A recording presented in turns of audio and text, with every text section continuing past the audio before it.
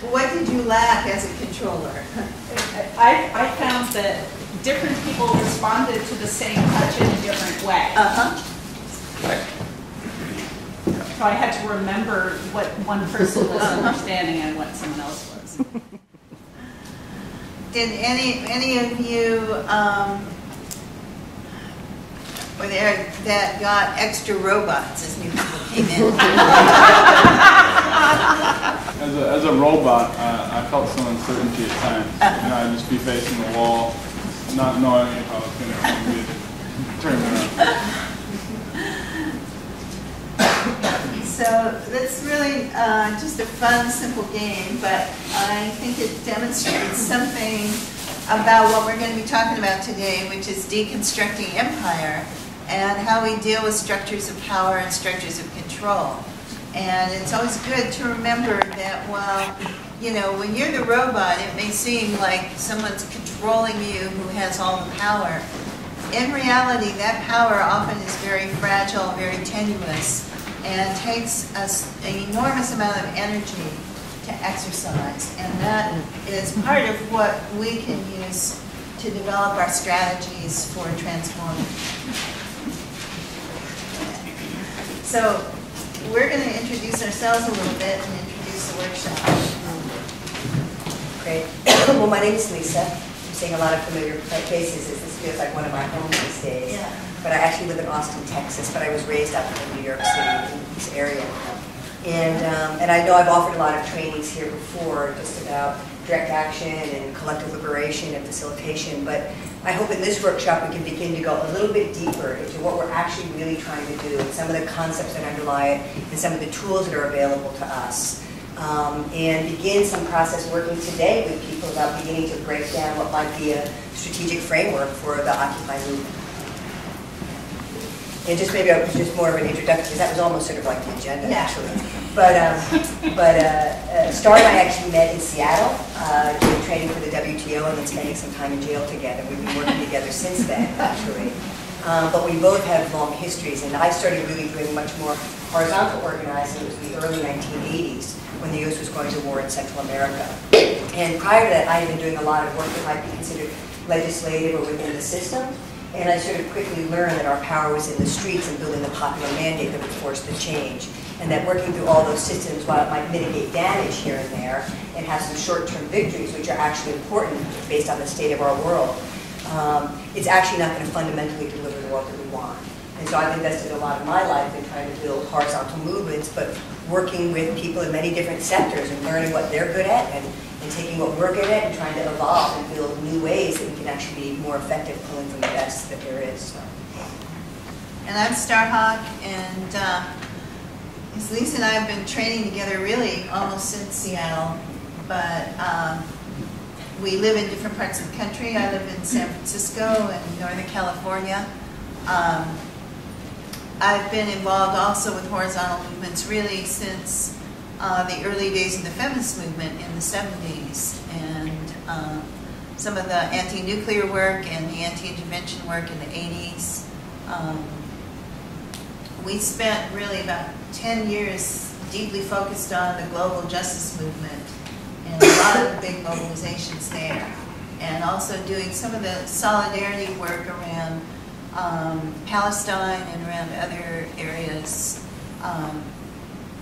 And this week has been the first time I've gotten here to occupy Wall Street and its heartland. But I have been working with the Occupy movement out on the West Coast where I live, and been doing a fair number of trainings in other places. I actually just have written a book, which is just out, which I actually remembered to bring today. I'll show you. And it's a book about group processing, group dynamics, and horizontal organizing. So we had scheduled a little mini book tour right for this period of time, way back months ago, long before anyone knew that the Occupy movement was going to happen, and all over the country, masses of people were going to get out in the streets and try to organize horizontally. So I've been running around doing talks and also doing a lot of trainings, and really happy to be here in New York and connect with the place and the people who started this whole thing off and have just done such awesome and amazing work for the last 3 months. I love education. I was looking for a university until I realized that the Occupy Wall Street movement was the greatest educational institute in New York City.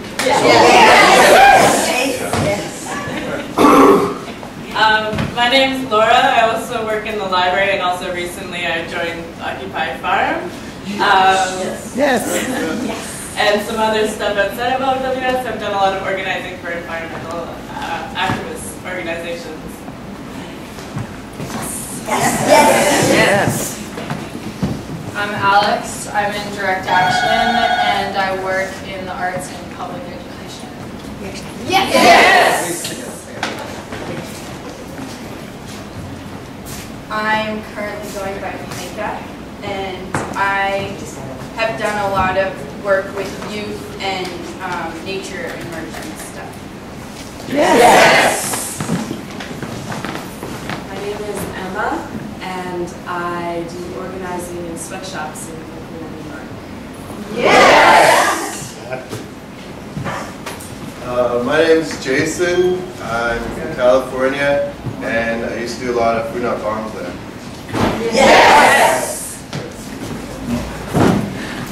My name is Fred. I'm actually a drama therapist, and I've been leading groups of people. I'm very passionate about play, and I think that play is the opposite of violence. And I'm very interested in, I'm organizing groups of people who play at Occupy events and just play on the street, not at events, just their own event. My name is Brett. Outside of OWS, I do work with organizations that build solar power and basic needs infrastructure in West Africa. My name is Catherine. I'm a musician. I've done a lot of traveling around the country and playing in people's houses and trying to raise awareness about the corporatization of America. My name is Paula. I spent decades in Austin too, but retired recently to a little town in Colorado. I got my political seat in the women's movement in the early 70s. My name's Athena. I am a wellness and My name's Athena. and we stand together, and we've never met until today. Synchronicity is beautiful. I am a wellness and healing consultant.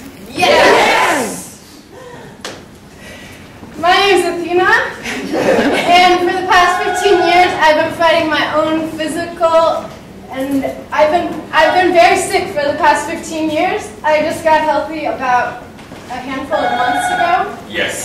And now I'm ready to fight this war. Hello, I'm Karen. I'm with Education and Empowerment and Outreach.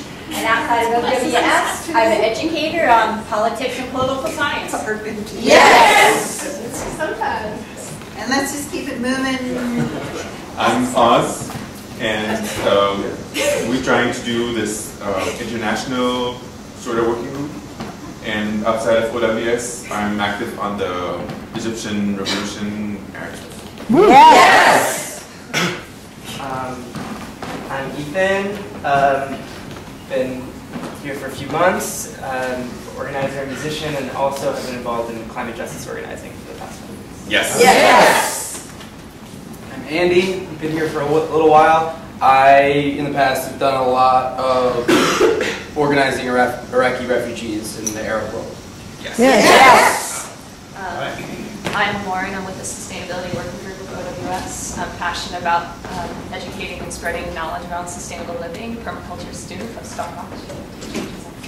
And I'm really excited to continue sharing the amazing projects that are happening around the world and continuing empowering people. Hey everyone, my name is Rudy. I'm from Canada. I'm really passionate about animal rights issues, environmental issues, anti-consumerism, and the arts. Hey, what's up? I'm Steven. I've never done anything like this before, and I'm really excited to be here. This is awesome. Margaret. I'm a nature lover. I do work with Transition Initiatives, Pachamama Alliance, and I want to help people here with community building groups. And feeling your feelings is just really fun. Yes! You can add physical movement in if you like. Show us what you do. Hi, I'm Lenny. I'm the host of the Spokes Council meeting. Walker. I'm also involved in alternative media broadcast for the last 10 years or so, and my schedule allowed me to come here, and I wanted to be a part of this. Yes! Hi, I'm Alice. I'm a native New Yorker, and I'm working basically to end war, nuclear weapons, nuclear power, and Indian Point up the Hudson River from us. Shut it down. Yes! Yes! Hi, I'm Gail. I live in New York, and most of the political work that I do is around Israel-Palestine, and I've been with ISN, and I'm happy to be here. Yes! Yes! Hi everyone, my name is Corbin. I'm with the Sustainability Working Group, and I'm with Occupy Brooklyn. Aside from that, I work on an urban farm in Brooklyn doing youth empowerment and anti-oppression work with teenagers. Yes! Hi, I'm Lynn. I'm in a number of working groups. I'm a native New Yorker. I've been working as an educational activist for 40 years, and I'm the artistic director of Mass Transit Street Theater, and we're getting issue-based learning through the arts into the public school system in New York City. Yes! Yes! My name is Michael. I currently live in New York. I'm passionate about community gardening, food justice issues. At Occupy Wall Street, I've been involved in a variety of things: the kitchen, the warehouse, workers' co-ops. Yes! I'm Madeline, and people know me from Direct Action and maybe Kitchen. And what people maybe don't know is I'm very active with freeganism and doing skill shares and propaganda around that, which is food justice and environmental and all sorts of other things. Yes! My name is Adash. I've taken a step back from OWS the last few weeks. My main interest is in alternative social systems, and so kind of what we construct after we deconstruct. Yes!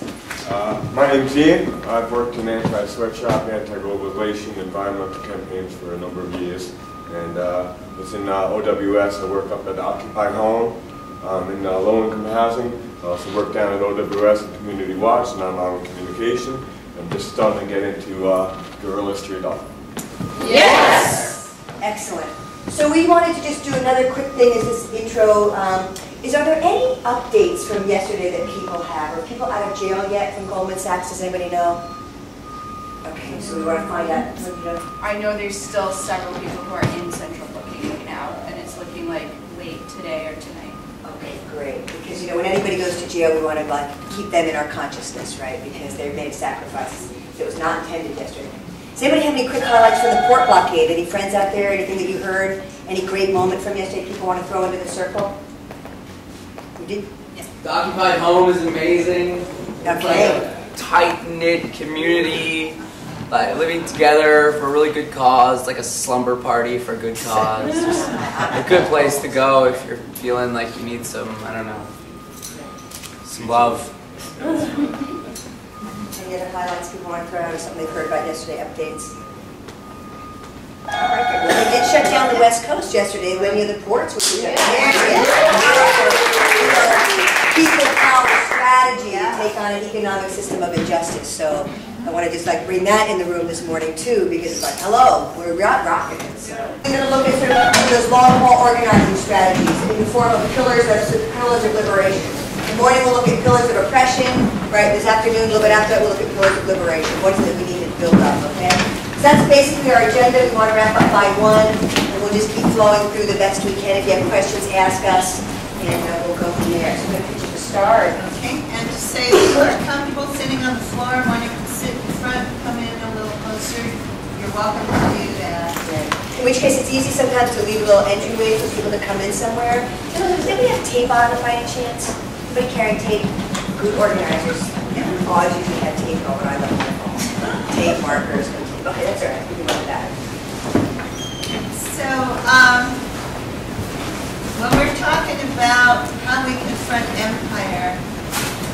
talking about power. And I'd like you to just think for a moment about where are some of the places in your life where you encounter systems of power. You can just call them out. At work? At work. Where? Family. Family. School. Everywhere. Dealing with Verizon about the internet, so. Business, The street. taxes, Corporations. Government. Here. police, military. Public spaces. Transportation. Supermarket. So I'm hearing a lot of people talk about systems that wield power. And there are many different definitions for power, many different ways to look at it. One kind of overarching definition I like that actually comes from a strategy paper put out by some of the Palestinians who were thinking about how to create a strategy of liberation. Is that power is the ability to get what you want done. If you are Verizon, you have a lot of that kind of power. You wield it in many ways. If you are trying to get Verizon to get done what you want to get done, sometimes you might feel a little frustrated and powerless. A lot of the systems people have named are really systems of command and control, top-down power, where that power is kind of a finite thing, and some people have it, some groups have it, and others don't. And the police, where's their power come from? The state, and how do they wield it? With mace. Yeah, I mean, ultimately, they have the power of force. But what about, somebody said your job? Where does that, who's got power in that system? The one that's paying you. And where does their power come from? Money. Structures. Structures and control of resources. They have the ability, they can decide whether to pay you or not pay you. What else? Somebody said school, right? What kind of power is operating there?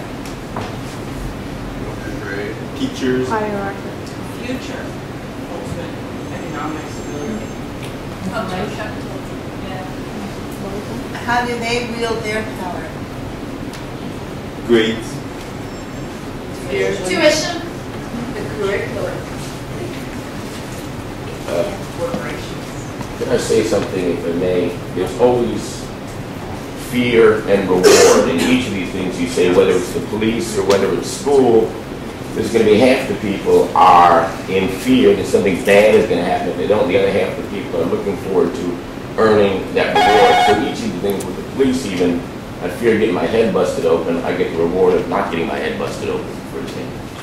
So you always have to keep that balance together, even as you, even as you go forward with each of these different models. Thank you. Important insight. Also in school, just there's a power over like what perspective you learn on the world. Also there's the power of the administration of school over the teachers about what they teach and how they teach it. Yeah. It becomes complex when these systems are interconnected. The schools are power is limited by, say, the structure of income tax or property taxes going to pay for the schools. So some schools can give a better education than others. And those policies are seen, maybe by the government, but influenced by corporations. So the systems of power are interconnected and complex. And where are some places that people feel like you have power? Occupy Wall Street. Yeah, political actions. Political actions, where else? Inside, internal. Elected boards. Oh. As an arts-based education organization, teachers and students look to us with great relief because there's so much pressure that they're under. To include creativity is a huge empowering thing for everybody. As a parent, I felt very powerful. The power to learn, anything you're interested in communication, feeling like you're understood and you understand. Solidarity. Someone say solidarity. Solidarity. You have power when you control your environment. Even if you control it very benignly, your power is when you control what's around you. Power to mobilize. So, I think the mutual aid, like when you start a food buying club or join CSA or get together with people to grow your own food, swap clothes instead of buying them. The power of play. So what I'm hearing is really a different kind of power that's very different from power over, from command and control. Creative power, our own ability, power that relates to our own courage and our own integrity, power that is not wielded through systems of reward and punishment, but through something else, through our own choice, our own desire, our own self-motivation. I like to call that kind of power, power from within. And it really goes to the root meaning of the word power, which goes back to the Latin that means ability. The thing about that kind of power, it's not limited. It doesn't flow only one way.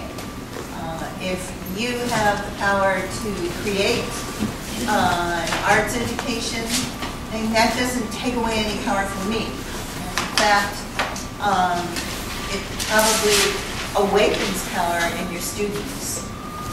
If you have the power to show up honestly in a personal relationship, that doesn't do anything to anyone else's power except possibly empower your partner to also show up in that relationship. And when we get together in groups like Occupy Wall Street, we really are trying to create a world and a society that's rooted in that kind of power, where we empower each other, where we celebrate that kind of power, and where we exercise it together. And when we exercise it together in something like Occupy Wall Street, then we have what we're calling people power. We have the power to take our courage, our innate creativity, our imagination, step outside of those systems of reward and punishment, command and control, and use that power to counter power over and systems of control. So to do that, it helps to understand a little bit about how power over works. We did a little game to start with. Some of you were here, some of you weren't, where some people were robots and some people were controllers. And one of the things that we learned from that is that to exercise power over, to exercise control, takes a lot of energy. Systems of power and systems of control depend on consent and compliance. We don't often recognize that, but if the city authorities of New York had to station somebody at every intersection to make everyone stop at the red lights, we wouldn't really have much of a traffic flow going on.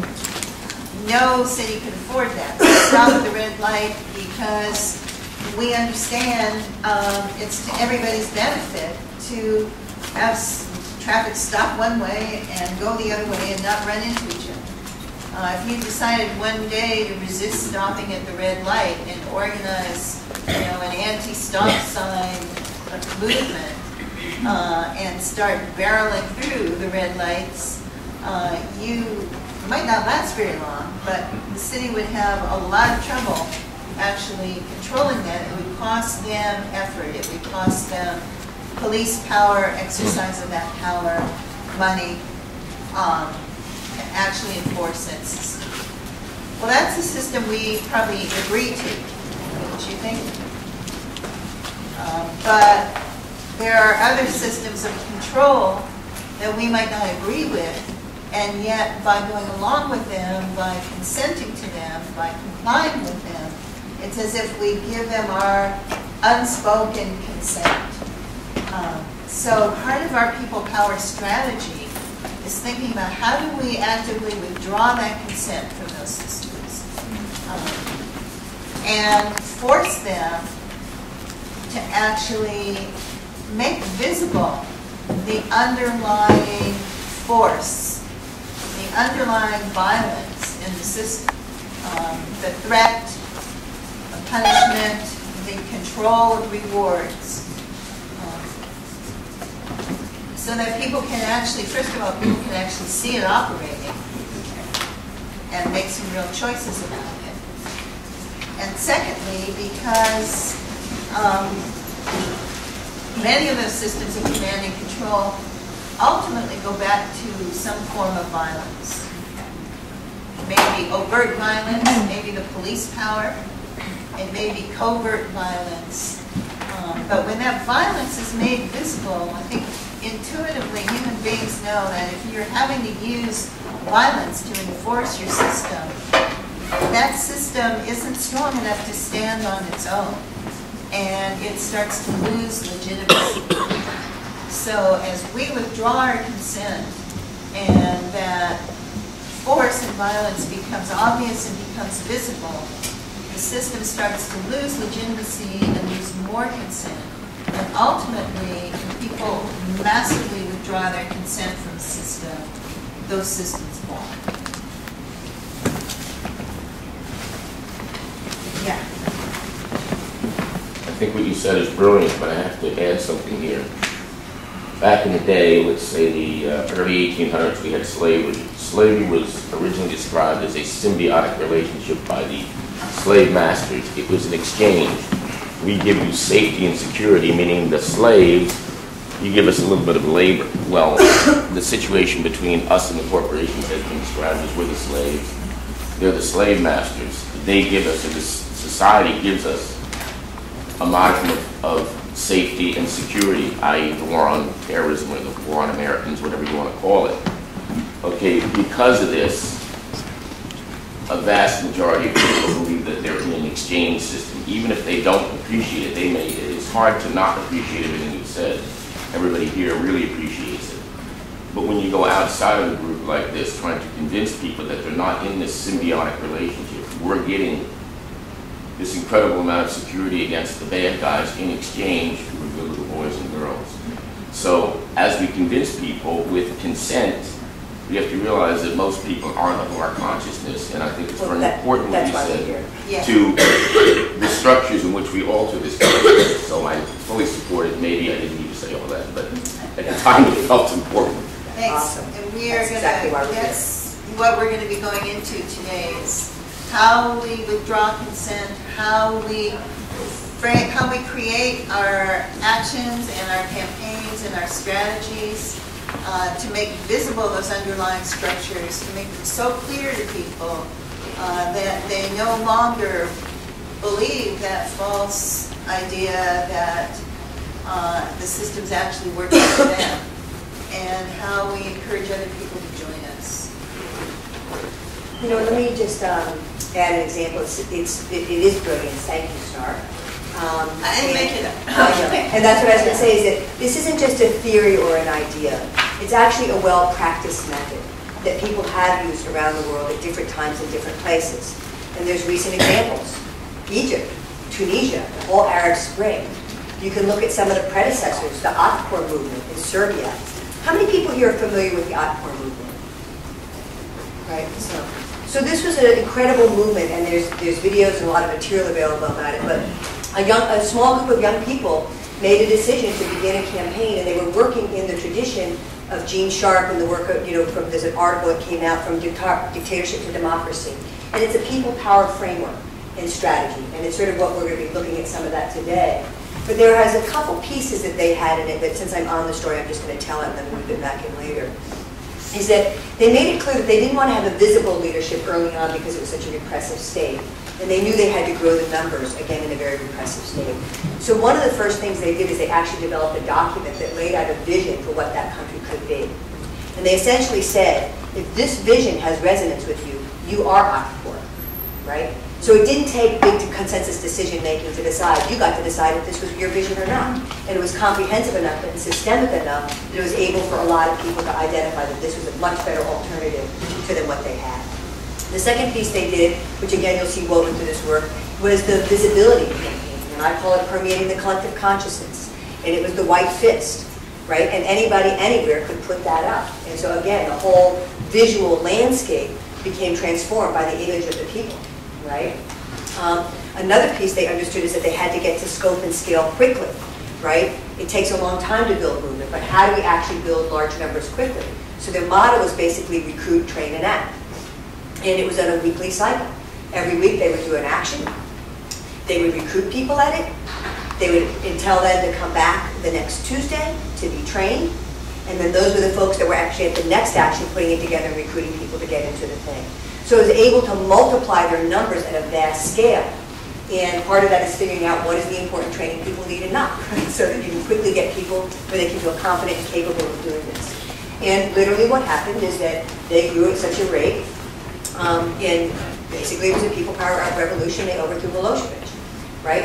So this has happened throughout history. It's a tested method, and again, we saw it's exactly what happened in Egypt, right? And it's what it's continuing. It's what we're doing here now. Maybe should we take a few comments? I'm going to try to take people who haven't spoken before I take someone who has more than once. I just have a question that I hope we do look more at the subversive ways, powers that we participate. I think that's important. Sure. Do you have questions or comments so far? Did you say they train them after they did the action? Well, it's a cycle of pulling people in. It's like if you look at a lot of community-based organizing models, it's a lot of door knocking, talking to people, getting information. If they find that everybody's interest, come to the meeting on Friday night, right? So every time you're engaging people, you're in an organizing process that's trying to pull them in and creating an opportunity for them to step into their own power, get trained themselves, investing in them, right? So it's a sort of a hard model. Right here and then right here. Would you?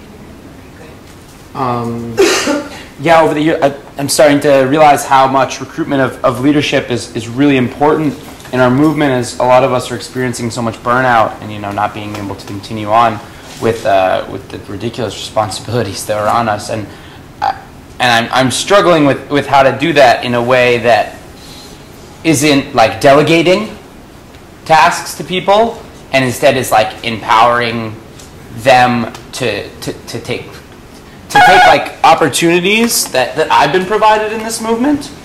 I mean, I've been given a lot by this, and to be able to give that to other people is difficult.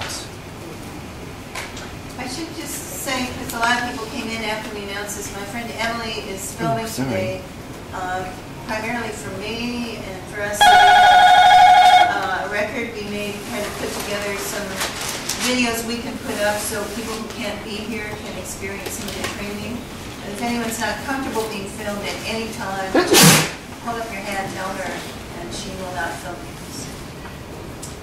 Just something to keep in mind in each of the examples that you cited, the unemployment in those countries is well over 20%. I believe, especially Egypt, is close to 50%. So when you knock on the door, somebody says, oops, I gotta get ready for work. Can't come to the meeting today. So as we organize, that hard figure has got to come into it. How many people are available?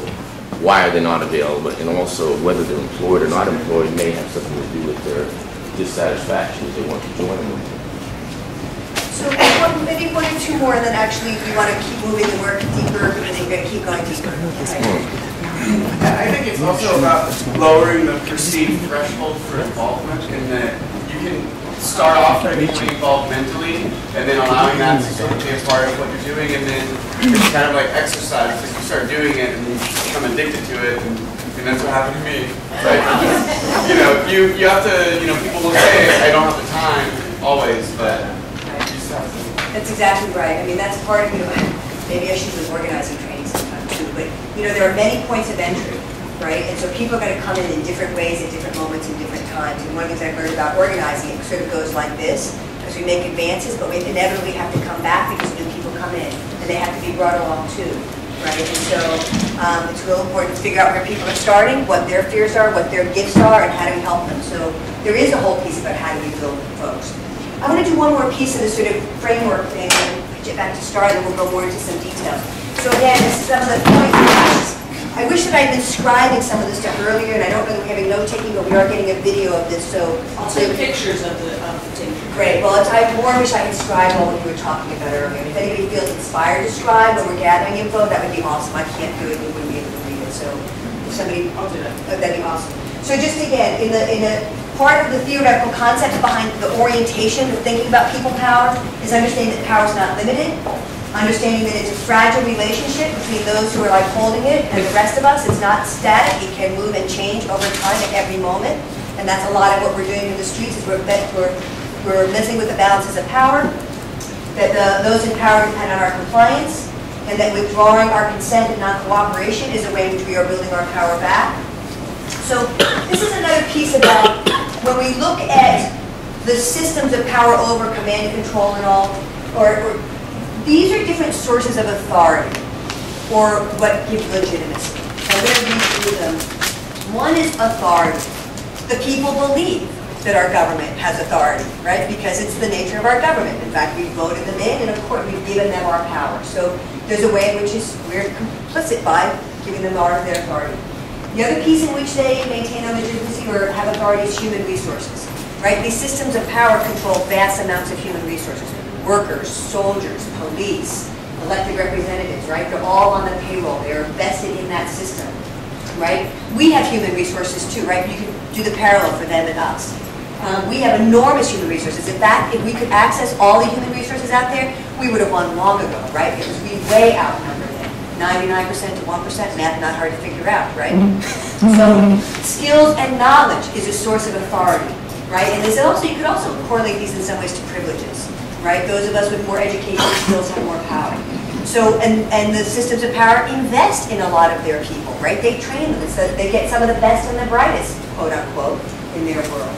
There's psychological and ideological factors, right? The whole war of propaganda and like patriotism would be a good example of it, or going to war. They could use that patriotism to try and corral our cooperation, right? So material resources, again, they have the people and they have an enormous amount of the wealth, the guns, the batons, whatever their implements are of command and control. And then sanctions or punishments. Again, that reward system is that, you know, they make it very clear, there will be sanctions or punishment if you don't go along, right? There are consequences, and you might lose your home, you might be killed, you know, you might go to jail for life. So these are all mechanisms or sources of authority that each of the different kind of systems uses. And so when we think about how do we go after them, we also have to have a good understanding of what of these things are part of their world and are their vulnerabilities here. So I'd love you to just take a moment to sort of chew on some of this material personally. What I'd love for you to do is find a partner, pair off for a moment, take just about 5 minutes between the two of you to think about what are some of the systems of control that you comply with in your life, and why? What would it? How would you withdraw consent if you chose to do that? And what reasons might you have for doing that or not doing it?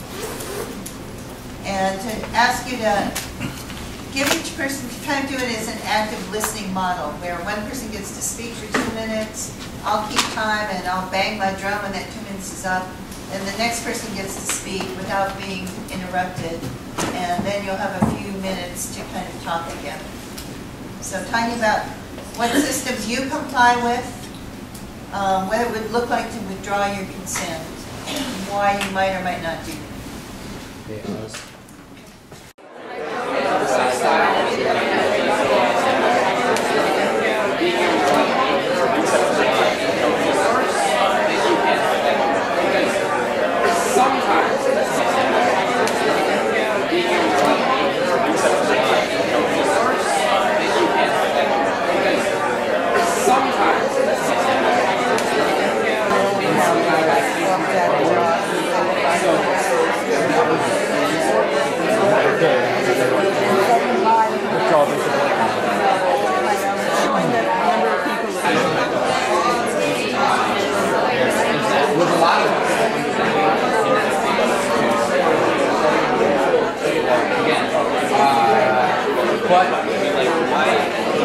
I think we're overcoming, personally, like, when I go back to, like, sustainable radicalism, like, this, I see as, like, sustainable radicalism.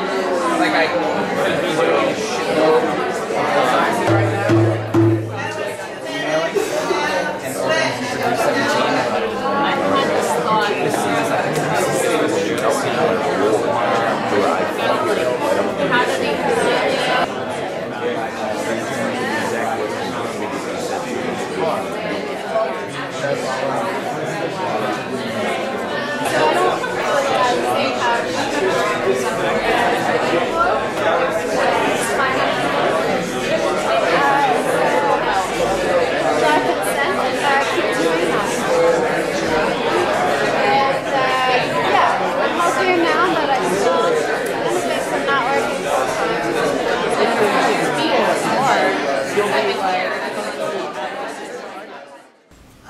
where are some systems people feel they comply with?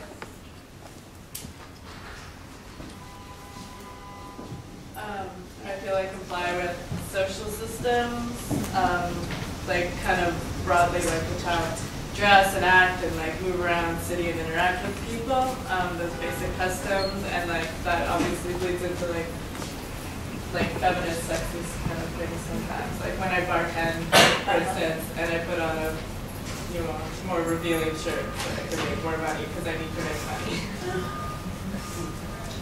And what would it take to withdraw that compliance? That's probably more an economic thing, I guess. So, like, not having the need to make money, or like better ways to make money. Anyone else find that the need to make money? It's sort of related to the need to make money, but because of that compliance, you're required to comply in ways that maybe you don't want to comply. Like, for example, not getting arrested on protests because you have to go to work the next day. There's times where like I'm okay with certain types of compliance, but then there's a moment I want to act, but I can't act because the knot of compliance. Fossil fuel consumption. You're living in a city, I don't have much options. And what would it take to withdraw consent from that? Living in a rural area and getting off the grid. Although, talk to me about that. One of the great myths, having lived in a rural area, you often end up using more fossil fuels. Yeah. Well, I have a friend who lives off the grid, and I know people who are doing it, but it's true. It's a hard thing. Yes. Yeah. Yeah, I'm kind of grappling with like paying rent right now, and not working in the community full time, and trying to figure out if that's the best strategy, or if I should stop paying rent and kind of the costs of both sides. Yeah. I'm stuck in New York City. Like, I'm from California, but I have this like kind of like unending court situation for being arrested too many times, Occupy Wall Street, and it's like I mean I have no idea, and I have like another commitment of sitting on the board of the Warren Sisters League, so I can't just say fuck New York City, I'm never coming back, whatever benchmarks. So I'm just kind of like stuck at the end of the day. Having a retirement fund or investing in any kind of fund, usually that means you're involved in the system, and I think people here have to realize that their parents have also done it, so we're part of this system. Also, I think just consuming, like if you're buying a lot of stuff, you're complying with the system of overconsumption and using resources? I find that I comply with a lot of things, particularly the government here and the economic system. Sometimes out of like fear, sometimes out of convenience, but also out of like kind of picking my battles. And like I can't make a principled stand on everything. I'll be pretty ineffective. And that it's tough to do that. But big debt to like student loans and outstanding medical bills and like choices that you have to make when you have that money that you owe. We all do. I don't do this just to make us all feel guilty.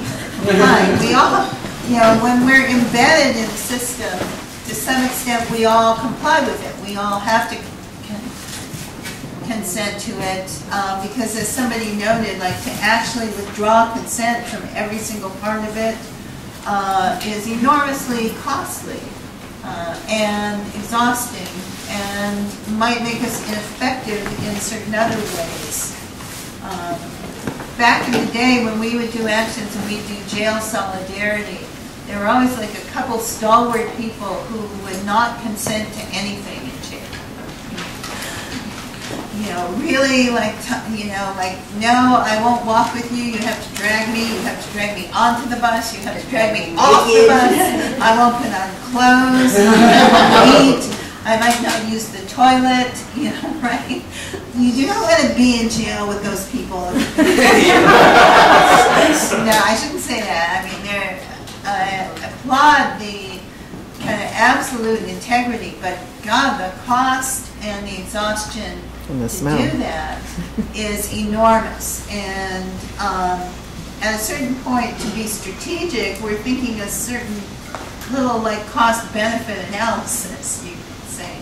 Is that, is what that's going to take out of us the most effective way we can make an impact on the system. Someone might say, yes, it is, and do that. But I think when we look at where we withdraw consent,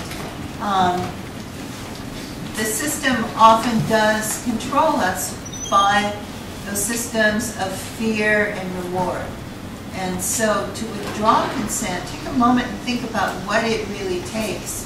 Because we know what it really takes for ourselves.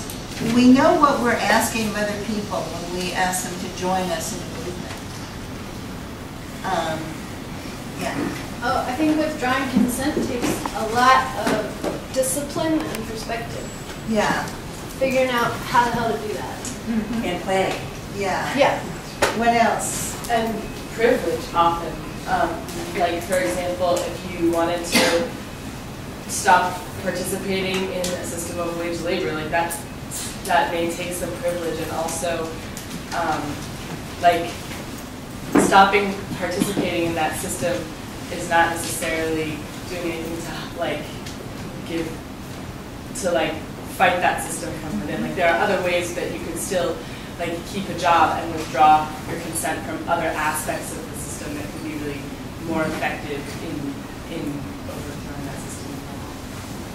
So one of the key pieces of that is that the cost of withdrawing consent maybe is higher for some of us than for others. The cost of getting arrested is going to be a lot higher if you're not a citizen than if you are. The cost of not going to work for a day might be a lot higher if that day of work is what's going to feed your family than it is if that day of work is what's going to contribute to your vacation fund. So that's just something to keep in mind. What else does it take?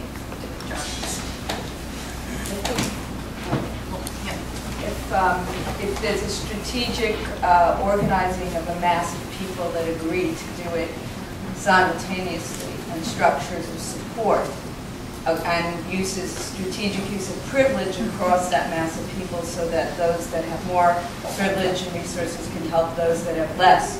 So you organize a body politic or collective that is putting much more pressure than individuals.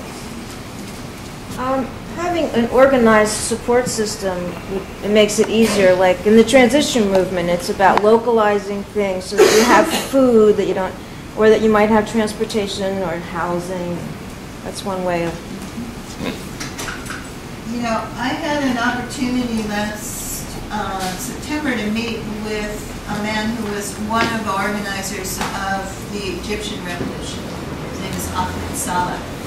And he told me for around January 25th, it's an amazing organizing story, but part of what he told me was that the people who put out the call were not the people who'd been working for years and years and years against the regime. Somebody put it out on Facebook, and they all kind of went like, what is this? I guess we have to organize something for the 25th. And they started organizing, and he thought it was going to be a disaster. Nobody knew about it. People were laughing about it. People saying, oh yeah, the revolution's going to start January 25th. He decided, he and a friend went out and they posted journalists to ask people if they knew about the 25th and if they were going to come out. And he said, across the board, people either didn't know about it or said they weren't going to come out for it. And he asked them, why aren't you going to come out? And there were four main reasons. People said they weren't going to come out because they were afraid. They said they weren't going to come out because they couldn't afford to take the day off, because every day they worked was basically what they got in terms of food to feed their families. And people said they weren't going to come out because they didn't think it would do any good. It wasn't effective. This was three main reasons. But they all also said that when everyone else came out, they would come out. So he started to think about this strategically, and he thought, well, how do we make everybody think that everybody else is coming out? He said they organized demonstrations in very small places, like with constrained streets. So when a few people were there, it looked like masses of people were out. He sent people around to talk to women coming out of the shops to say, oh, you better stock up because we're going to be under martial law on Tuesday, right? Even though he said it was a complete fabrication, but it turned out to be true. And so somehow or other they got that tipping point where everybody thought everybody was coming out, and everybody came out. But I think it's important to look at what are those barriers to taking action. They're often their fear, they're economic, they're the sense it's not going to do any good, it's going to be futile. And often I think for us a lot of times it's also the hope of some reward. You know, they've done studies in the US that show that something like Americans basically all believe they're going to be rich. No matter how poor they are, everyone thinks at some point in your life you're going to be rich. You'll win the lottery, you'll win America's top model, whatever it is, right? And I actually think one of the reasons for the success of the Occupy Wall Street movement is that it's become so blatantly clear to people finally, oh, I'm actually not going to be rich, right? And that people got mad enough to come out. But those are some of the things we have to think about when we're organizing. How do we address fear? And we can do that, as people said, by building support. How do we address that sense of futility? How do we actually address people's basic needs? So I want to hand it over to Lisa a little bit, and then maybe we'll take a look at that. And it's funny how we keep going back to organizing, because actually organizing is so foundational to all of this work, because we can't do anything without people actually involved. And again, as we talked earlier in this day, when each of you talked about what systems you either would cooperate in and how it would look like, you have to understand that for most people, all of us, there are every system is part of that. It's not like we're just dealing with one system, we're dealing with the entire thing. And when we begin to understand that the entire system is designed to keep us from having the power that we need to make the world we want, that's a heavy lift, right? I mean, that takes a lot of work to sort of move out of that place of complacency. So what does it take to do that? And so part of it is organizing and preparation and planning. Because yes, there might be a tipping point, a moment, but if there aren't some of the foundations in place to keep it going, you know, who knows what will happen. It might just be a moment as opposed to a real revolution. So, and that's one of the things I think this movement is looking at right now. What is this going to become? Where will it go? So we want to just move a little bit to some of the tools that we use, because somebody also said earlier, multiple systems, multiple issues, environment, immigration, education, food, right? First Amendment rights, where do you even begin to fight? Because everything actually needs work, and we're not actually able to do everything all the time, right? So if something is too big, or if something is not working, it's too big, so we always have to keep breaking it down and using some tools. So within these people power movements, we talked earlier about Occupy, they had a clear demand, right? They wanted Milosevic out. In Cairo, Egypt, clear demand. Mubarak out, right? And so the importance of having that vision and clear demand that is systemic, system change, is critical so that we all know what we're moving toward in some ways. But it's one thing to say, yes, we want them out, or we want this system down, but how do you make that happen? So one of the tools called the pillars, some people call the pillars of support, pillars of power. Maybe for this training, we might want to call it pillars of oppression, because we want to play with the idea of pillars of liberation, right? Because again, we know there's really two strategies for change: dismantling all those systems that are oppressing us, while simultaneously building all those systems that support us and liberate us, right? Because if the state comes down and we can't eat, we've got a problem. So it's a simultaneous process. So over the course of the work this morning, we've identified a lot of systems. But if we were to think about this as sort of the pillars, these are little moving pillars, upholding the system of empire. And you can use, this is an analysis tool you can use for anything. You could put your school on top, education up here. You could put food justice, right? It's just a tool. But in this case, we're talking about a systemic change. And so if we think about this whole system, what are those pillars of support that hold it up? I know I did this the other day briefly, but people want to sort of throw out what they think some of the primary pillars are of support that enable this whole thing to stay up there. Why don't I just sort of work around the room and... you want to describe this? Well, you know what I want to do? Let's write them down first, and then we'll figure out plugging them in, because I'm like, should I put 5 pillars or 6 pillars? Like, who knows what we're going to look at, right? But we want it manageable. So, you want to just make the, yeah, let's write it down there, because then we can look at it. Go ahead. Well, I'm an archaeologist, and I actually study theoretical power structures. I try to get at the base. I look at transitionary periods between the Mesolithic and Neolithic time periods.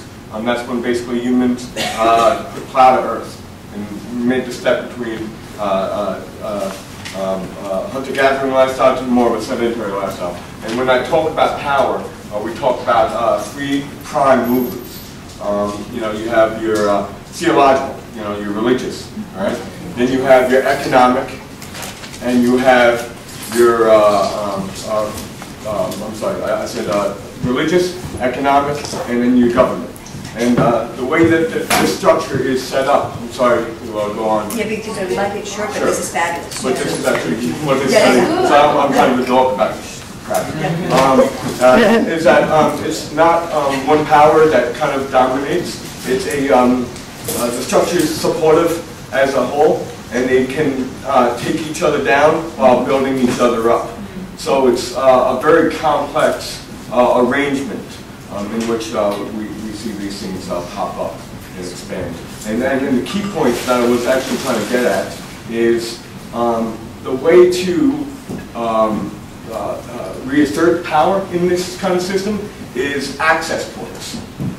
Access is the biggest word that we actually study. You see, I look at it in terms of through the archaeological record, access points in which I find in structures. But that's basically science. That's great. Awesome. Awesome. I love that. Patriarchy. Patriarchy. Fetishizing of commodities as well words. So we're starting to get to some of the similar things. So maybe we can move this a little bit. Go ahead, Lamar. Loss of connection to nature and to an inner wisdom. Right. So part of what we're going to look at is that there's systems of support that we're going to want to be building, right? As well as systems of oppression we're going to want to be dismantling, right? And it's, again, it's a simultaneous process. We're going to look at one at a time. The other thing is that a lot of these, begin to group in some ways. There's some similar things here. But part of what we're looking at is understanding, again, that we could have a multitude of things. There's some primary groupings that I think make sense that we can build off of this. You want to speed this up? Or hold this? Well, I want to, so we had heard governance, right, as one of the 3 pillars brought out here. The government is obviously one of the systems that uphold empire, right? Everybody agree that government is one? Yeah. And so we can say government, and when we say government, let's understand that we're talking about a whole host of things, right? And what is the major apparatus of the government? Force, the military. Force, the military, the police, the security state, right? So we could put the security state as part of government, or it could be its own pillar, quite frankly. But, excuse me? Connected. People think it should be its own pillar? No. No? How many people think it should be part of government? Just raise your hand, just so I get a sense of it. So the security state, police, military, the militarization, is it its own pillar? So just put your hands down because it doesn't really matter. How many people, just a straw poll, how many people think the security state should be its own pillar? Well, okay, put your hands down. How many people think it should be a part of government? We're pretty split. Doesn't matter. So let's know that. Why not put corporations? It was split. And I'm going to actually, the brother from Cairo or Egypt, I don't know your name, but Oz. You know, he was saying separate, and I want to take the lead of Egypt right now because they had a very specific strategy around that. So I'm going to make it as a separate one right now. So I'm just going to put security state. And it doesn't really matter. There are many, many pillars that we can have, but we want to be able to continue to keep things manageable because we can't do too much. So governance. Economic was one of those original 3 pillars, right? When we think about economic systems, what are the main things that we're thinking about? Financial industry. Corporations. Financial industries is like their item. So we have the economic pillar, right? And that could be banks. It could be corporations. Taxation. It could be, but again, we're looking at the systems that uphold the empire, not what we're going to do. Right? The laws. Right. The IMF. Private ownership, production. Right. There are many practices as well. A property, I would say, almost goes under our system of governance in this country right now. Well, maybe not. Let me just, what happens is I got overwhelmed by all the things coming up. Can I put media up here? Yeah. Because I heard a lot of people say. And I think it was Howard Zinn that said that in a totalitarian state, the primary weapon is the gun. But in a democratic state, the primary weapon against the people is the pen, right? It is the power to deceive us, delude us, boggle our minds, feed us all these lies, this image of the world that's really we need the exact opposite. So the media is clearly a system that's upholding it. The economics, the security state, government. People talked a lot about personal stuff from ego to, right? People are a system that uphold it, right? Right. Our cooperation. So we know we've got people sort of Norms. Subjectivity. Right. So what are we missing up here? Resources. There's resources in all of this stuff. All of these things have resources. All of these things have their own forms of authority. You know, we talk about the sources of authority. Each of these systems has that. Like the mind. Education. Education. Which would go all under the kind of religion. I think what he was mentioning. Religion. It is capitalism as religion. I think capitalism as religion. So, one of the things I sort of want to do for this is and again, this is a tool and we can do whatever we want. There's no right or wrong here. At some point, though, it might be worth building a collective agreement about what it is we want to take on, because this can begin the foundation of a strategic plan of action for the OWS movement and how we approach it. We'll talk more. So things like education and all, I almost want to put under people's cooperation, because those are the systems that are driving our cooperation and being through, right? So again, we might want to take each of these overarching pillars and think more about within that, what are the different ways that tools they use to comply, what are the different targets that there may be. So education may be on here.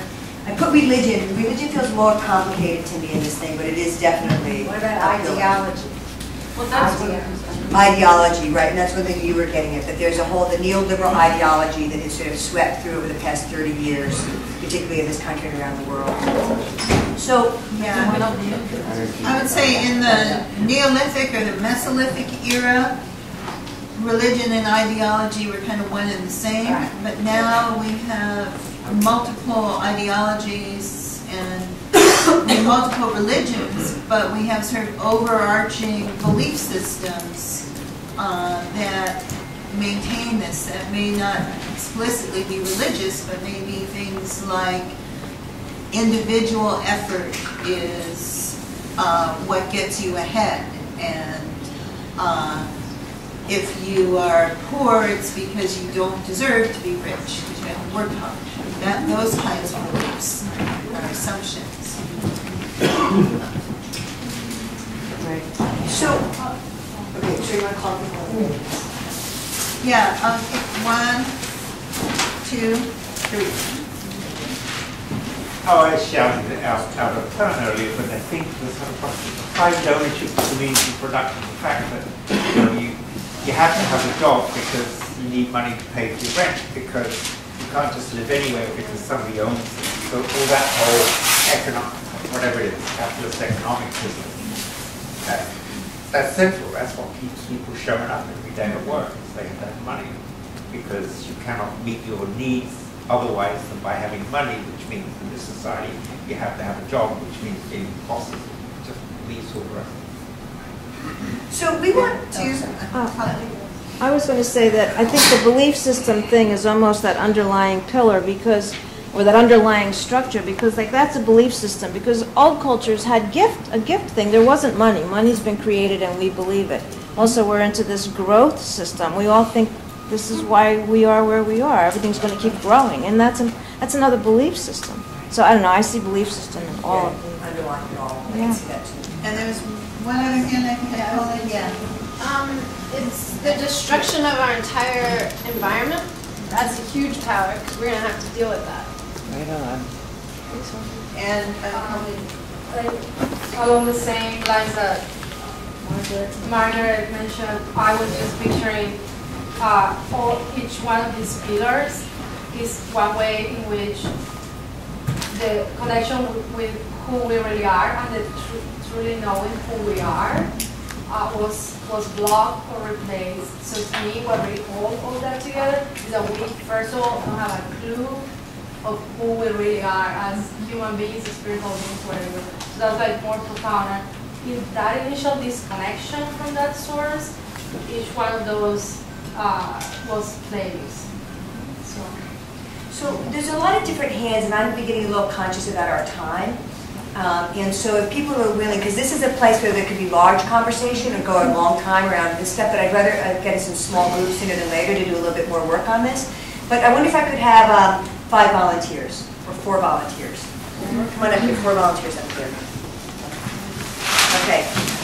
And we want to just do a little illustration. Okay. Which pillar would you like to be?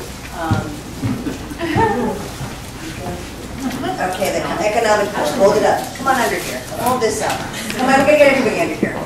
Empire. Okay. What other pillars? Just go right and tell us what pillars you are. I'm media. Media. Economics. Economics. I'm religion. Security state. Security state. Yeah. Okay. So, what is people power strategy about? Let's get a few more people up here. Who's interested in media? So let's get a few media people over here. Who is interested in security state? Don't get on it. You're not holding the pillar. These are the pillars of power over. They're upholding the system. We got people on security state. Who wants to work on what's the other one? People power. Who wants to work on the people? Right? So, if these were the pillars, and we as a multitude of people all over the world started to chip away at these pillars, right? Maybe pull one of them out. Let's see if we can pull this one out. Come on, pull it out. Let's pull this one out. Let's pull this one out. Let go. Okay. Now, we got 2 out. Okay, we got 3 left. Should we take another one out? Let's pull another one out. You're pulling them out. We have to even. Come get me, people. Security state, I'm involuntary.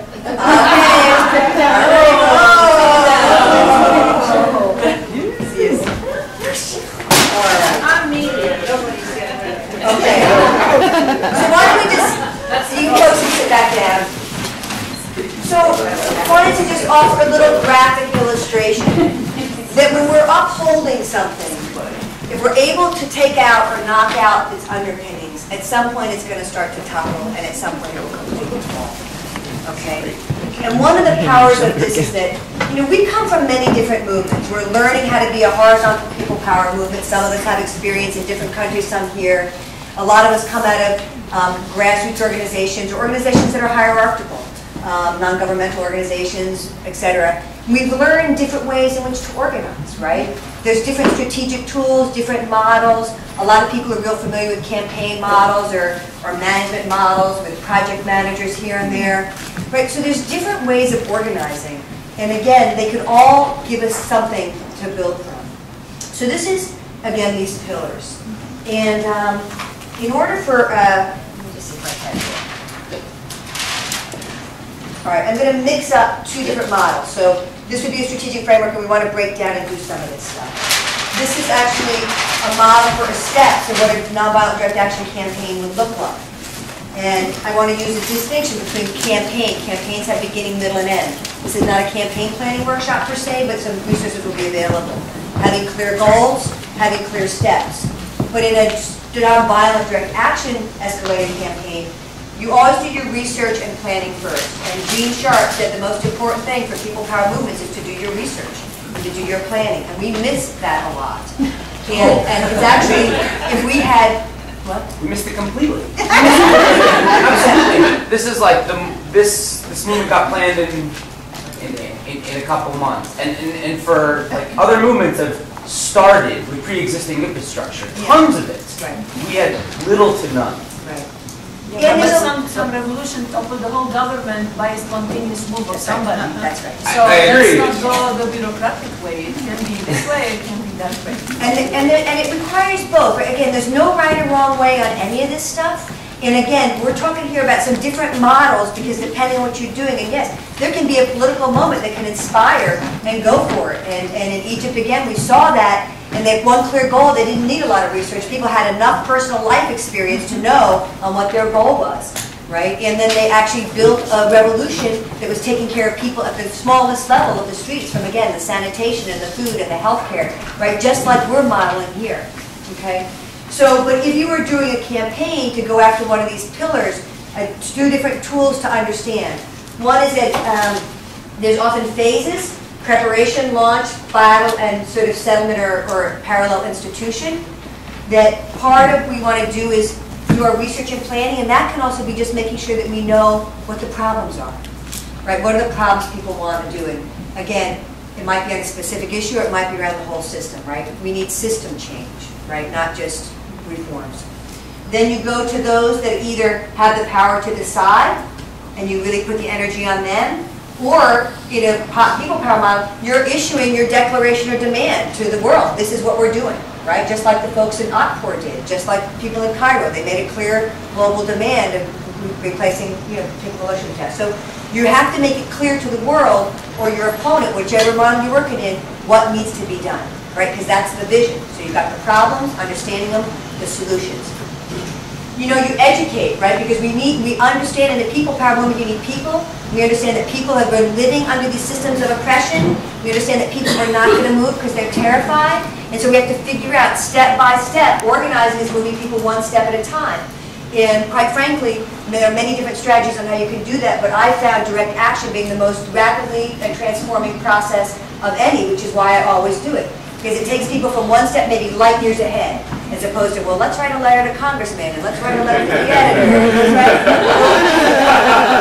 And that's all important, because it might be somebody's point of entry for radicalization. So we can't belittle anything, but it's where do we put our energy, and how are we moving, and what is our theoretical framework? Right, so we're educating all the time, and I should probably put the word recruiting all. And I don't mean recruiting into like some ideological party or party system. We don't want parties here. But we're recruiting people into a movement to save our lives, right? I mean, this is real deal stuff. This is not a meme. This is not a symbolic action.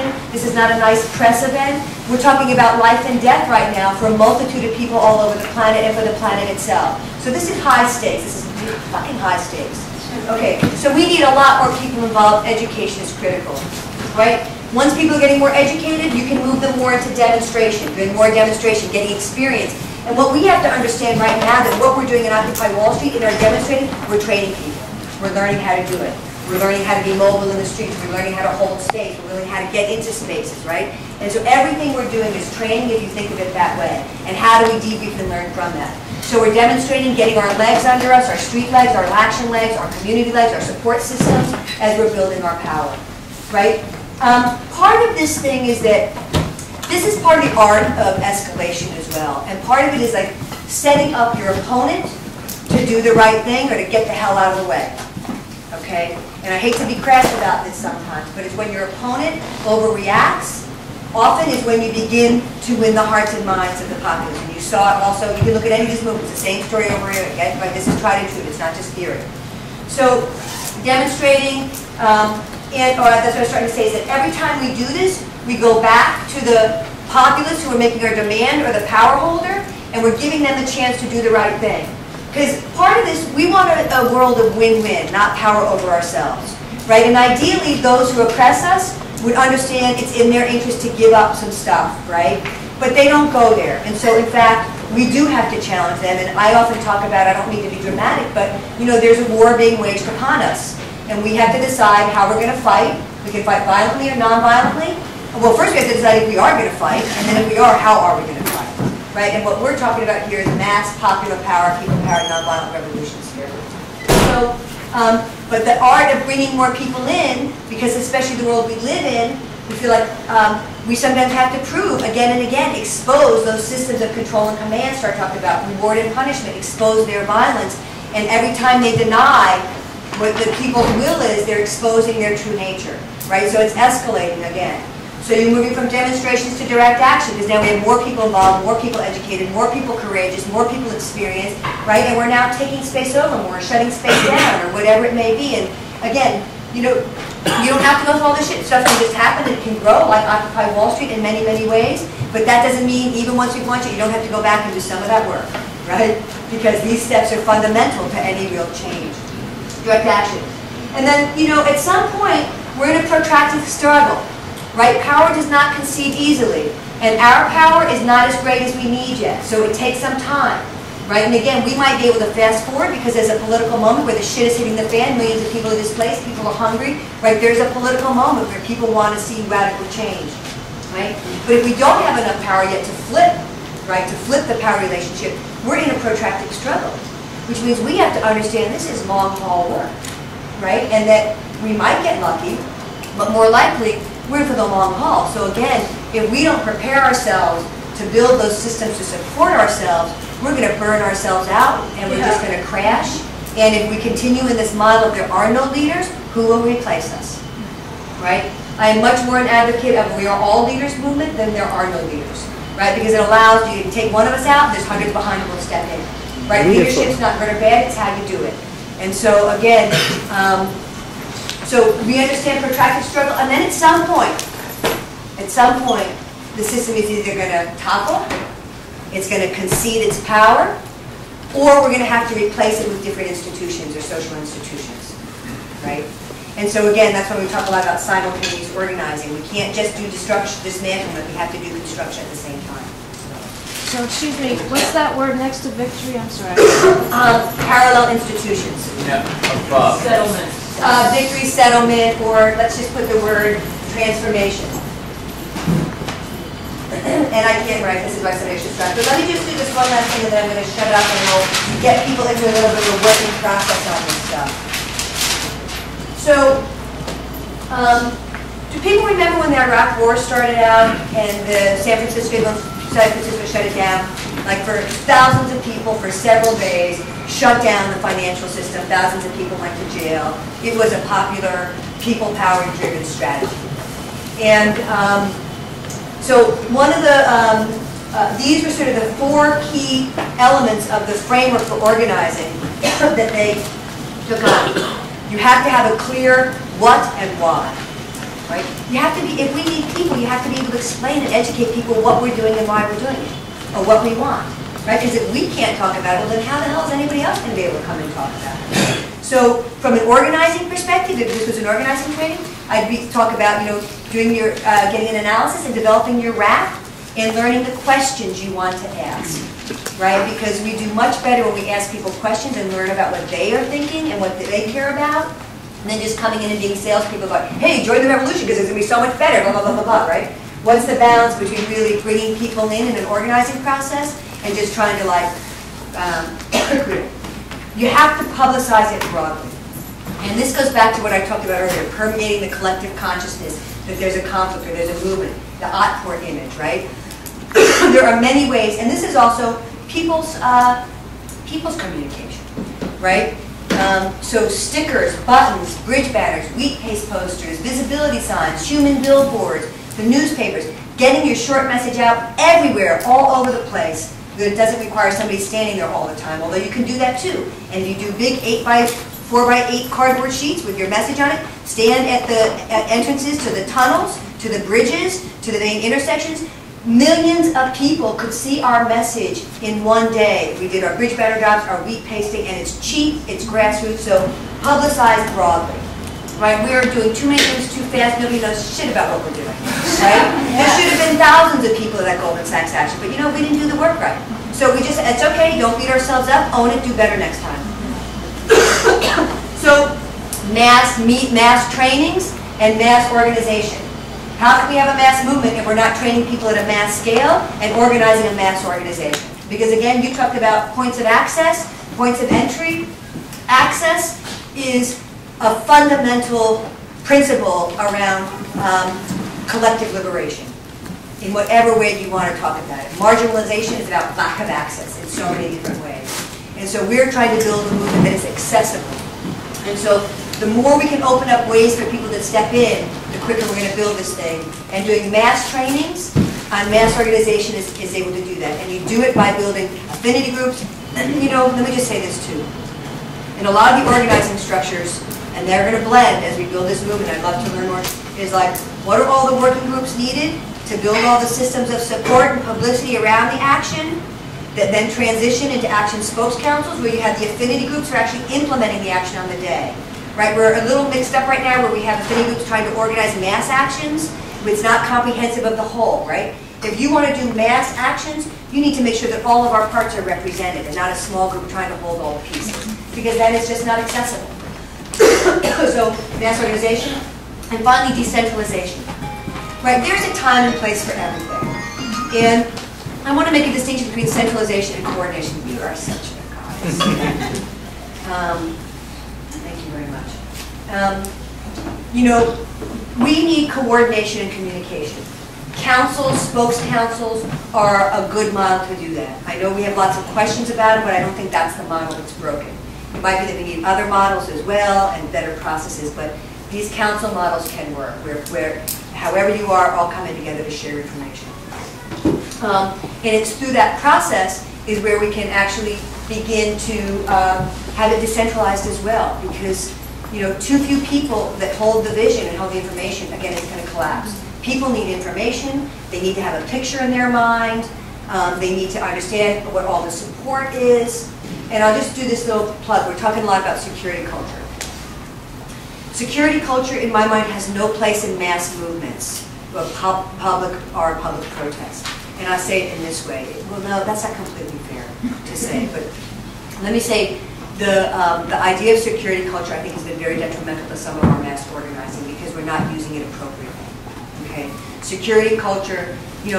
There are lots of different types of actions. The one affinity group here did this action at the Egyptian embassy here in New York, bringing to brilliant action, incredibly effective. Nobody had to know about it. They were self-contained. The media, they had all brilliant action, right?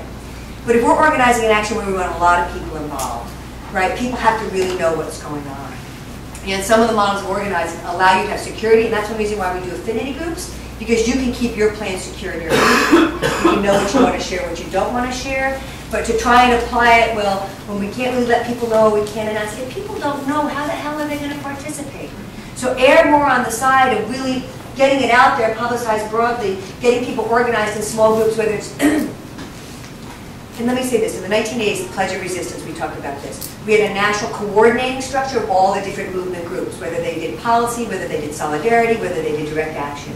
We collectively used a common campaign of the Pledge, and every one of those groups moved it through their base. So there was like hundreds of religious affinity groups. There were tons of like peace affinity groups, and there were lots of like some labor affinity groups, right? People can work these structures through their own constituencies at their grassroots base level. And so that's another way to think about how we bring it out to a lot of different, decentralize it through all the different networks. I'm talking a lot, should I get you back? I'm thinking we might want to break them into small groups to look at some of these pillars and think about how you might build a campaign around it. Well, then I do have to say one more thing, though, because this is part of, and it's the last thing I have written down. So, system change is one thing. I've been working a lot of model for years of social crisis, political crisis. I like to call it kicking corporate booty. And we do need to kick corporate booty, but we're actually really working on that system change thing. But no matter what you're trying to do, you need to have a clear target, right? And again, so everybody understands who has the problem, who's the major problem, who has the power to decide. And it's always better if you can have a name and a face instead of just a corporation, right? The people, you know, are the ones that are making the decisions in these institutions, and they can be changed. Two, you have to understand the concept of escalation. Again, escalation not only because we're trying to move people one step at a time, right? But it takes time to build pressure on your opponent.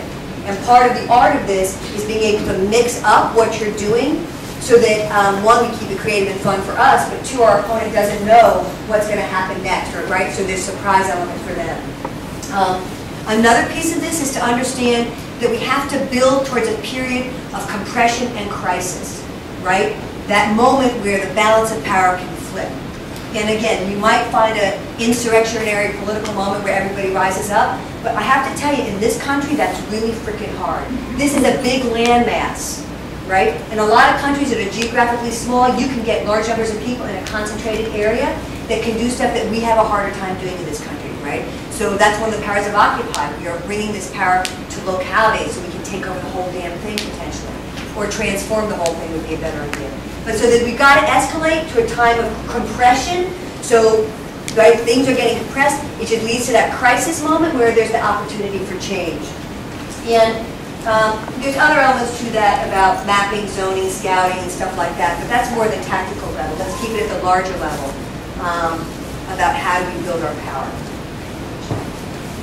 So what we like to do is give you a chance to actually just work with this material right here. Just listen to us. And to think about, we could do this as looking at pillars, or we could do it on specific issues people are working on, and then thinking about pillars and the campaign you might build around that. I prefer to do the pillars because I'd really like to move us into that thinking as opposed to just all the individual campaigns, because I feel like that. So let's look at. We can do whatever you want. Pillars is What does that say at the bottom right? Zones, I don't know. Hearts? Okay. What are the hearts of community? What are the hearts of power? The hearts are where things go, right? It's where the life comes in and out. They have what we have. Wall Street's a heart center of the power.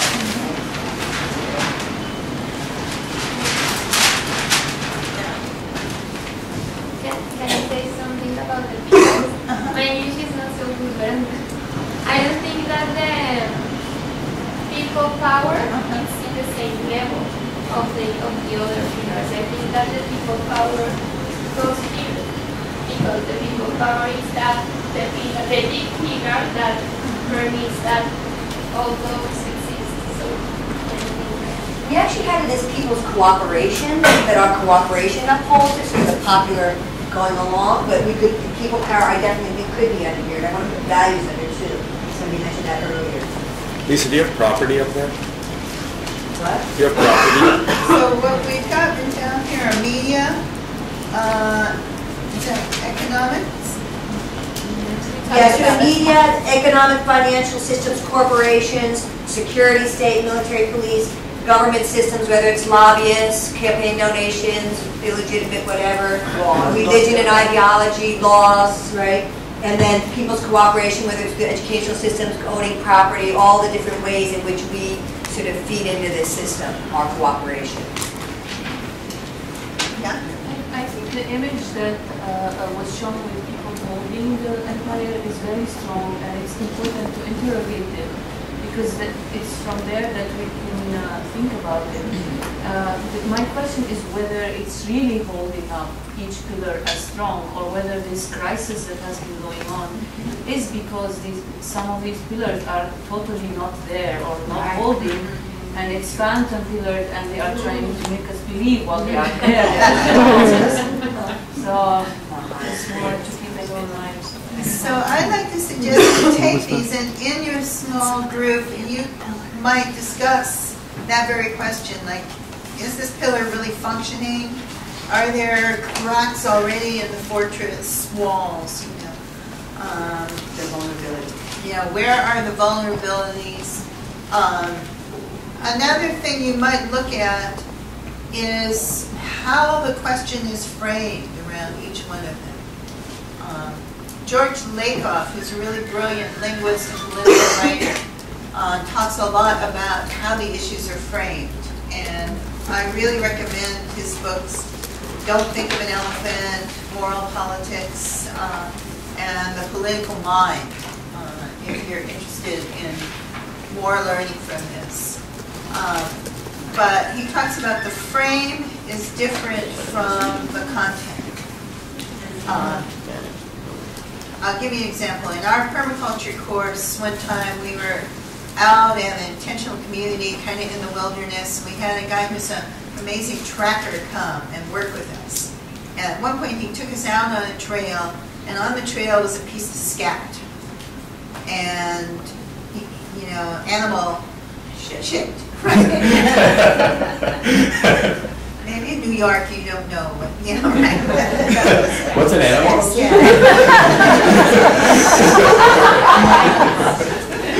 Go to the zoo. He picked it up and he kind of went, oh, look at this. I wonder what animal this is. You know, it's interesting. You know, it's like, you know, it doesn't have kind of the twist of the cat family or whatever, you know. Sometimes it really helps to kind of smell it, you know. You know, it seems like there's some fruit in it. It must be, you know, he's eating some of this, that. You know, I don't want to gross you out, but sometimes it really helps to actually, you know, take a little piece of tea. Oh, God. And kind of, not, you know, what do you think? And hand it to his coat hanger, and she kind of, I don't know, you know, like, let's pass it around.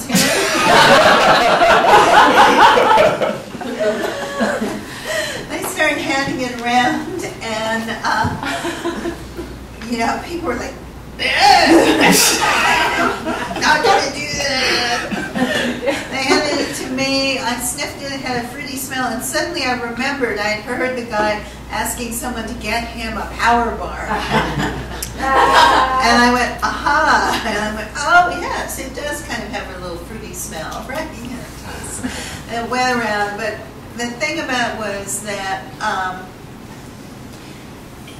that power bar, right, has a really different frame if you find it squished up on the trail looking like a piece of scat than it does if somebody hands it to you on a plate.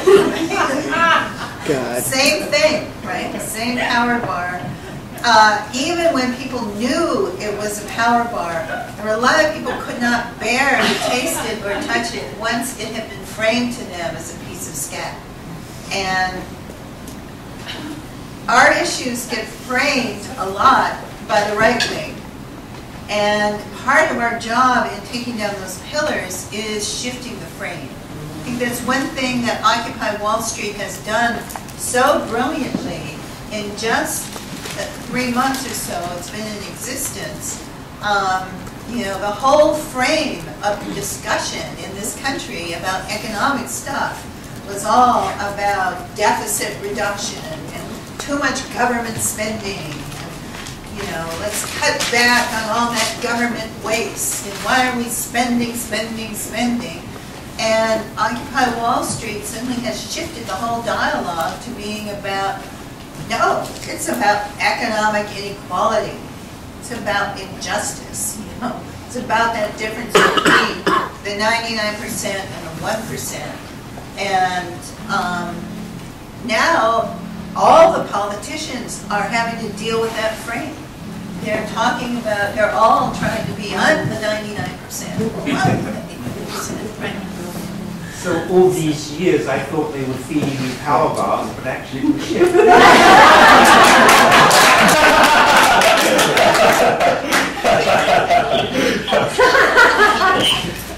Right, so when you think about taking down those pillars, think also about how the issues are framed and what a different frame might be, because once you start arguing in the frame of the opposition, if we're arguing about deficit reduction and whether we need more of it or we need less of it, we lost.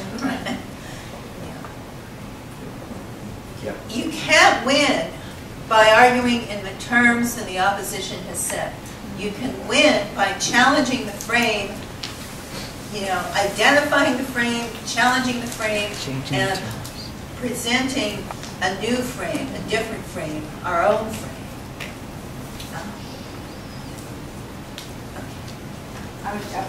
I was just thinking, like, one of the frames that we have to challenge is terrorism, because that's keeping the whole national security state.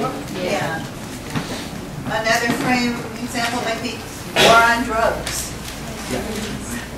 How do you have a war on drugs, really? Go out and pound your ass around. Yeah. So.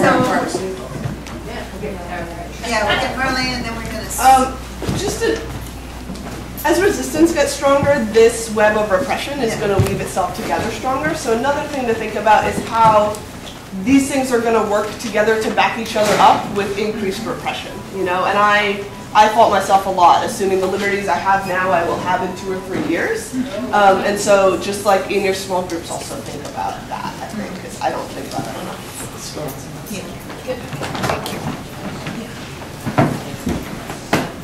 So I think what we'd like to do is break people out by the pillars. If each group was to take maybe one of the pillars, think about the frame a little bit, think about who you think are the key targets or elements of it, think about what kind of tactics for mass non-cooperation might be possible.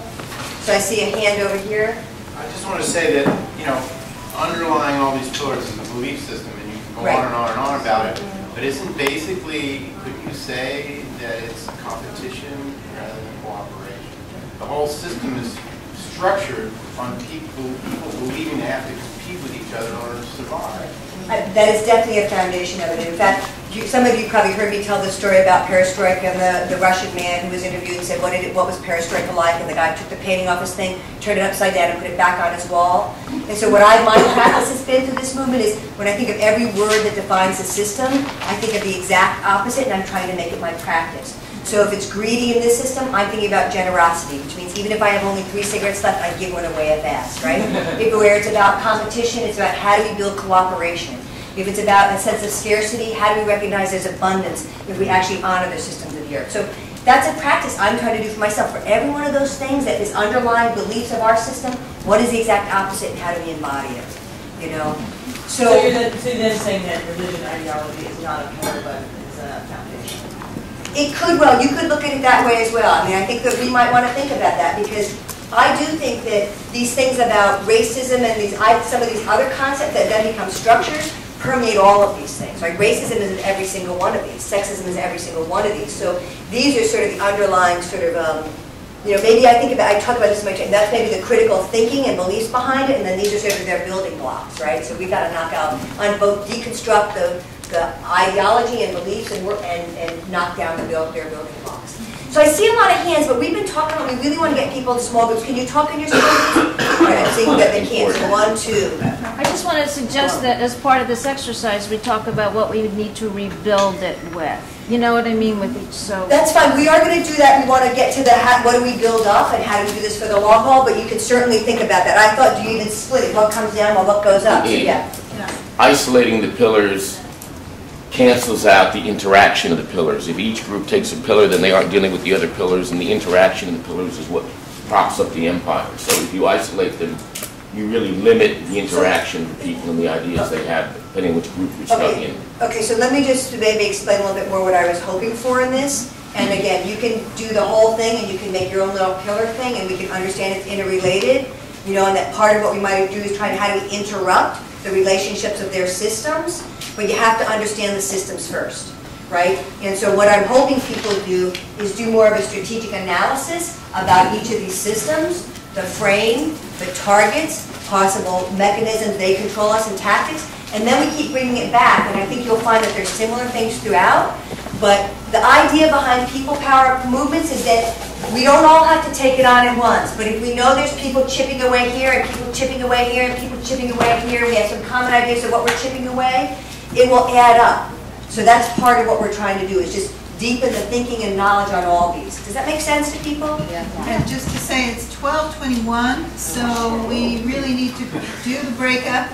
If you're going to have some time to talk about it, and maybe we should incorporate some of the positive pillars as well, because I don't want to lose getting to that. Sure. So, That would be great. what would bring it down, and what would we put in place? So, should we just sort of set these around the room, or do we need to see who's interested? Are there enough people that want to work on the media and the propaganda? What we're doing, it seems to be working just well. Not break out.